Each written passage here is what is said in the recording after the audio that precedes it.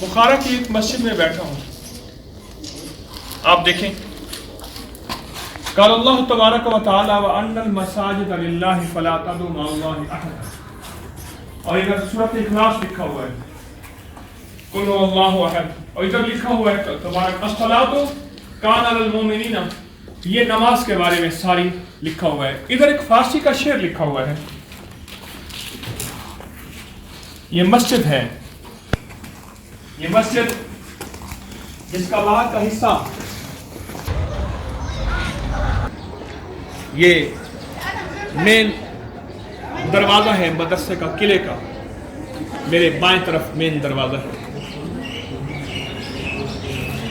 مسجد اپنی پوری برکتوں کے ساتھ پوری خیر کرتا ہے۔ میرے پاس الفاظ نہیں، علم نہیں، وہ تقویٰ نہیں،